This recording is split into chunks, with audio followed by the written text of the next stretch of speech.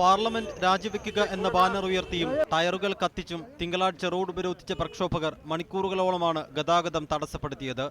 പ്രക്ഷോഭങ്ങൾക്ക് തങ്ങൾ നിർബന്ധിക്കപ്പെടുകയായിരുന്നുവെന്നും ലിബിയയുടെ ദുരിതം അവസാനിക്കുന്നതുവരെ പ്രക്ഷോഭം തുടരുമെന്നും പ്രക്ഷോഭകർ വ്യക്തമാക്കി. وسكرنا الطريق هذه ضروري يدعمنا الشعب كله، نحن مش مسكرين الطريق هذه من فراغ ولا من لا شيء ولا من شيء، بالعكس هذا شيء افترض علينا نحن افتراض لأن وطنيتنا وغيرتنا على البلاد ضروري نديروا حل البلاد. നേരത്തെ സുരക്ഷാ കാരണങ്ങൾ ചൂണ്ടിക്കാട്ടി ജർമ്മൻ എയർലൈൻസും ഓസ്ട്രിയൻ എയർലൈൻസും ലിബിയയിലേക്കുള്ള തങ്ങളുടെ വിമാന സർവീസുകൾ റദ്ദാക്കിയിരുന്നു. രണ്ടാഴ്ച മുൻപ് ട്രിപ്പോളിയിലെ പ്രധാന റൺവേയിൽ നടന്ന ബോംബ് സ്ഫോടനം ചൂണ്ടിക്കാട്ടിയായിരുന്നു നടപടി. ലിബിയൻ പൗരന്മാരുടെ യൂറോപ്യൻ യൂണിയൻ രാഷ്ട്രങ്ങളിലേക്കുള്ള വിമാനയാത്രയും സുരക്ഷാ കാരണങ്ങളാൽ നിരോധിക്കപ്പെട്ടിരുന്നു. 2011 മുഅമ്മർ ഗദ്ദാഫിയെ പുറത്താക്കാൻ സഹായിച്ച സായുധ സംഘങ്ങളെ നിയന്ത്രിക്കുന്നതിൽ പുതിയ സർക്കാർ പ്രയാസപ്പെടുന്നതിന്റെ സൂചനകളാണ് പുറത്തുവരുന്നത്. News desk media 1.